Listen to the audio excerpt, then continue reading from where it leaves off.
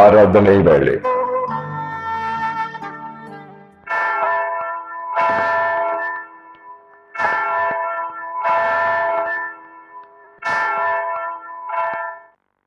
இறைமகன் இயேசு கிறிஸ்துவின் இணையற்ற நாமத்தில் இந்த ஆராதனை வேளை சிறப்பு நிகழ்ச்சிக்கு உங்கள் யாவரையும் வாழ்த்தி வரவேற்கிறோம். ஆண்டவராகிய இயேசு கிறிஸ்துவின் நாமத்தினாலே உங்கள் அனைவரையும் வாழ்த்துகிறேன், ஆசீர்வதிக்கிறேன்.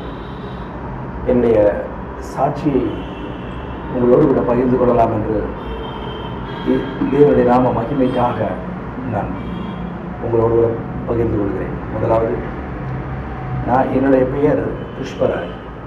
நான் இந்திய வருமான வரித்துறையிலே டெப்யூட்டி கமிஷனராக இருந்து கடந்த ஆண்டு நான் ரிட்டையர் ஆனேன்.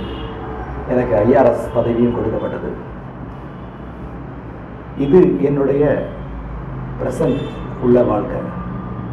இந்த வாழ்க்கை எனக்கு கிடைப்பதற்கு முன்பதாக என்னுடைய சிறு வயதிலே என்னுடைய வாழ்க்கையில் என்ன நடந்தது, நான் எவ்விதமாக இயேசுவை ஏற்றுக்கொண்டேன், அதற்கு பிறகு என்னுடைய வாழ்க்கையில் எப்படி மாற்றங்கள் வந்தது, இயேசு என்னை எப்படி ஒன்றுமில்லாதவனையும் என்னை அவர் தூக்கி எடுத்து உயர்த்தினார் என்பதை நான் அவருடைய நாம மகிமைக்காக பகிர்ந்து கொள்கிறேன். நான் ஒரு வசதியான ஒரு குடும்பத்தில் பிறந்தேன். என்னுடைய அப்பா, தாத்தாக்கு அப்பா, அவங்க எல்லாருமே கிறிஸ்தவர்கள் தான். ஆனால் எங்கள் அப்பாவுடைய பாவ பழக்கங்கள்னால எங்களுடைய வீடு குடும்பம் வறுமைக்குள்ளே கடந்து சென்றது. எங்கள் அப்பாவுடைய அவர் குடிப்பழக்கத்தினாலும் அவருடைய சூதாட்ட பழக்கத்தினாலும் நாங்கள் எல்லாவற்றையும், சொத்துக்கள் எல்லாவற்றையும் இழந்து கடைசியிலே வறுமைக்குள்ளே தள்ளப்பட்டோம். குடியிருப்பதற்கு குடிசை போன்ற வீடு தான் எங்களுக்கு இருந்தது. குடிசை என்றால் உண்மையான குடிசை. இப்படிப்பட்ட சூழ்நிலையே நான் 10ஆம் வகுப்பு படிக்கும் பொழுது எனக்கு 15ஆம் வயதிலே எங்கள் அப்பாவும் குடித்து அவர் இறந்து விட்டார். எனக்கு கீழே 3 தம்பிமார்கள், 2 தங்கை. எங்கள் அம்மாவுக்கு எழுத படிக்க கூட தெரியாது. இந்த சூழ்நிலையிலே, மிகவும் வறுமையான சூழ்நிலையிலே எங்கள் அம்மா, நீ படி, நான் வேலைக்கு செல்கிறேன் என்று அவர்கள், எங்கள் அப்பா வேலை பார்த்த இதிலே அவர்கள் கேன்டீனில் சமையல் வேலை செய்வதற்கும் பாத்திரம் பெறுவதற்கும் அங்கே சென்றார்கள். எங்களுடைய வீட்டிலே சாப்பிடுவதற்கு கூட 3 வேளை சாப்பிட்றதுக்கு இது இருக்காது. ஆனால் சில நேரம் காலையிலே படிக்க போக வேண்டும் என்றால் குடிப்பதற்கு மோர் மட்டும்தான் இருக்கும். இதுதான் ஆரம்பம். இப்படிப்பட்ட சூழ்நிலையிலே எங்கள் அம்மா கேன்டீனில் வேலை பார்க்குறாங்க. நானும் எனக்கு கீழே தங்கிமார்கள் எல்லாரும் படிக்க வேண்டும். இந்த சூழ்நிலையிலே என்னுடைய பள்ளியிலே என்னுடைய ஆசிரியர், அவர் என்னை ரட்சிப்புக்குள்ளே நடத்தினார். கிறிஸ்தவன் குடும்பத்திலே, பாரம்பரிய கிறிஸ்தவ குடும்பத்தில் பிறந்தவனுக்கும் ரட்சிப்பு அவசியமாக இருக்கிறது. அந்த ஆசிரியர் என்னை ரட்சிப்புக்குள்ளே நடத்தி அவர் என்னை இயேசுவை சொந்த இரட்சகராக ஏற்றுக்கொள்ள வைத்தார். இதன் நிமித்தமாக என்னுடைய வாழ்க்கை மாற ஆரம்பித்தது. என்னுடைய பள்ளியிலிருந்து கல்லூரிக்கு பார்த்தீர்கள் என்றால் கிட்டத்தட்ட 6 கிலோமீட்டர் நடந்துதான் செல்ல வேண்டும். சைக்கிள் கூட கிடையாது. ஆனால் அந்த கல்லூரி படிக்கும் பொழுது அரசு வேலைக்கான ஆயத்த வேலைகளை இயேசு என்னை செய்ய வைத்தார். இப்பொழுது என்னுடைய வாழ்க்கையிலே இயேசுதான் அப்பாவாக இருந்தார். என்னுடைய குடும்பத்திலே எல்லாருக்கும் இயேசுதான் அப்பாவாக இருந்தார். என்னுடைய வாழ்க்கை ஒரு கஷ்டமான, ஒரு வறுமையான சூழ்நிலைகளாக இருந்த போதிலும் இயேசு எங்களை ஆயத்தப்படுத்திக் கொண்டே இருந்தார். அன்று ஒன்றுமில்லாதவர்களை ஆசீர்வதித்தார். அரசு வேலைக்கு படிக்க வைத்தார். ஆங்கிலத்திலே ஒரு சென்டென்ஸ் கூட ஒழுங்காக எழுத தெரியாது. அப்படிப்பட்டவனையும் இயேசு ஆயத்தப்படுத்தி அரசு வேலையிலே என்னை பாஸ் பண்ண வைத்து டெல்லியிலே வேலை கொடுத்தார். டெல்லியிலிருந்து அடுத்தது நான் வருமான வரித்துறையிலே ஒரு இன்ஸ்பெக்டராக குஜராத்திலே போய் சேர்ந்தேன். அங்கேயும் இயேசு என்னோடு கூட இருந்தார். இப்பொழுது எங்கள் வீட்டில் என்னுடைய வாழ்க்கையில் வறுமை மாற ஆரம்பிச்சது. வீட்டிலே என்னுடைய அடுத்த தம்பி ஒரு வேலைக்கு, அவன் அரசு போக்குவரத்து துறையில் வேலைக்கு சேர்ந்தான். அடுத்த தம்பி அவன் கனரா பேங்க்ல வேலைக்கு சேர்ந்தான். இப்படி எங்கள் வீட்டிலோட வறுமை மாற ஆரம்பித்தவுடன் என்னுடைய வாழ்க்கை மறுபடியும் மாற ஆரம்பித்தது.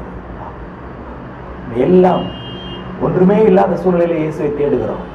ஆனால் பதவி, வருமானம், இவைகளெல்லாம் கௌரவம் எல்லாம் வந்தவுடனே மறுபடியும் இயேசுவை விட்டு பின்மாற்றிய சூழ்நிலை. இந்த பின்மாறிய சூழ்நிலையில் தான் மறுபடியும் இயேசு என்னை வந்து சந்தித்தார். எவ்விதமாக என்றால், என்னுடைய உறவினர்கள் ஒருவர் வந்து யோவான் 3ஆம் அதிகாரத்திலே யோவான் 3:3 யோவான் 3:5 என்னோடு கூட பேசினார்கள். ஆம், நீ மறுபடியும் பிறக்க வேண்டும், நீ மறுபடியும் பிறக்காவிட்டால் தேவனுடைய ராஜ்யத்தை காண மாட்டாய் என்ற யோவான் 3:3, நீ ஜலத்திலும் ஆவியிலும் பிறவாவிட்டால் தேவனுடைய ராஜ்யத்தில் பிரவேசிக்க மாட்டாய் என்று யோவான் 3ஆம் அதிகாரம் 5ஆம் வசனத்தையும் அவர்கள் பேசினார்கள். நான் அவர்களுக்கு வாக்குவாதம் செய்தேன். எனக்கு சிறு வயதிலே எனக்கு ஞானஸ்தானம் கொடுக்கப்பட்டாகிவிட்டது. நாங்கள் ஒரே ஞானஸ்தானத்தை அறிக்கை எடுக்கிறோம் என்கிறோம். இல்லை, இயேசு என்ன சொன்னார்? நீ மறுபடியும் பிறவாவிட்டால் நீ தேவனுடைய ராஜ்யத்துக்குள்ளே பிரவேசிக்க மாட்டாய். இந்த வார்த்தை எனக்கு அவர்கள் பேசியது நிமித்தமாக அந்த வார்த்தை என்னோடு கூட இடைப்பட்டவுடன் நான் சென்று மறுபடியுமாக தண்ணீரில் மூழ்கி முழுக்கு ஞானஸ்தானம் பெற்றுக்கொண்டேன். அவர்கள் மறுபடியும் அந்த வயதான தாயார், அவர்களுக்கு 70 வயதுக்கு மேல் இருக்கும், என்னை தேடி வந்தார்கள். என்னையும் என் மனைவியும் அவர்கள் ஞானஸ்தானம் பெற்ற பிறகு அவர்கள், நீ பரிசுத்த ஆவியை பெற்றுக்கொள்ள வேண்டும், ஜலத்தில் ஆவியில் பிறக்க வேண்டும் என்றார்கள். ஆவியிலே அந்த ராத்திரியில் அவர்கள் ஜெபித்தார். 3-4 மணி நேரம் எங்களுக்கு ஜெபித்து அவர்கள் என்னை பரிசுத்த ஆவியை பெற வைத்தார்கள். நன்றாக புரிந்து கொள்ள வேண்டும், இந்த ஜலத்திலும் ஆவியிலும் இந்த மறுபடி பிறக்கிற அனுபவத்துக்குள்ள வந்தவுடன் மறுபடி என்னுடைய வாழ்க்கை மாற ஆரம்பித்தது. இந்த மாற ஆரம்பித்த பிறகு இயேசு என்னை இன்னும் உயர்த்த ஆரம்பித்தார். என்னை உயர்த்த ஆரம்பித்தவர் என்னை அன்றைக்கு சாப்பிடுறதுக்கு ஒன்றுமே இல்லை, இன்றைக்கு எல்லா வசதிகளையும் அவர் கொடுத்தார். அன்றைக்கு எனக்கு பள்ளிக்கு செல்வதற்கு, கல்லூரிக்கு செல்வதற்கு சைக்கிள் கூட கிடையாது. அரசாங்கம் என்னை சொன்னது, நீங்கள் முக்கியமானவர்கள், நீங்கள் இந்திய தேசத்துக்குள்ளே எங்கே சென்றாலும் விமானத்தில் தான் செல்ல வேண்டும் என்றார்கள். அது மாத்திரமல்ல, எனக்கு நீங்கள் தினந்தோறும் நீங்கள் சாப்பிட வேண்டும் என்றால் 1000 ரூபாய் தருகிறோம், தினந்தோறும் நீங்கள் அதை உங்களுடைய சாப்பாட்டுக்கு அதை பயன்படுத்திக் கொள்ள வேண்டும். நீங்கள் தங்க வேண்டும் என்றால் நீங்கள் நட்சத்திர ஹோட்டல்கள் தான் தங்க வேண்டும். இது வாழ்க்கை மாறியது. யார் அன்றைக்கு சாப்பிடுவதற்கு ஒன்றுமே கிடையாது, யார் அன்றைக்கு குடிசையிலே குடியிருந்தவர்கள், யார் அந்த நாளிலே சைக்கிள் கூட இல்லை.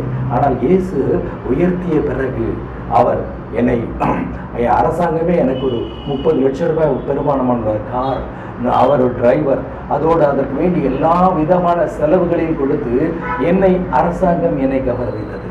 யார் அவன்? ஒன்றுமே இல்லை. அன்றைக்கு குடிசை, இன்றைக்கு அழகான ஒரு வீடு. அன்றைக்கு என் சொந்தக்காரர்கள் எல்லாம் இவர்கள் என்று ஓடினவர்களை சொந்தம் என்று சொல்வதற்கு கூட அவர்கள் யோசித்தவர்கள். இன்றைக்கு அவர்கள் சொல்கிறார்கள், இவர்கள் எங்களுடைய சொந்தக்காரர்கள் என்று அவர்கள் பெருமைப்பட்டுக் கொள்கிறார்கள். இந்த கனமும் மகிமை யார் மூலமாக வந்தது? இயேசுவை சொந்த ரட்சகராக ஏற்றுக்கொண்டு தினந்தோறும் அவருடைய வழியிலே நம்ம வாழும் பொழுது வாழ்க்கை மாறியது. அதாவது வேத வசனம் சொல்லுகிறது, எளியவனை குப்பையிலிருந்து தூக்கி அவர்களை பிரபுக்களோடும் ராஜாக்களோடும் உட்கார வைக்கிற தேவன் நம்மோடு கூட இருக்கிறார். உங்களுடைய வாழ்க்கையை மாறணுமா? வாழ்க்கையை இயேசுவுக்கு அர்ப்பணிங்க.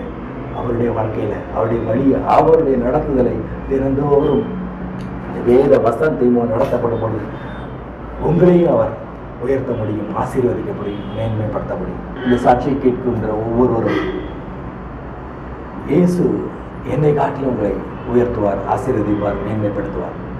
ஜெபிக்கலாமா?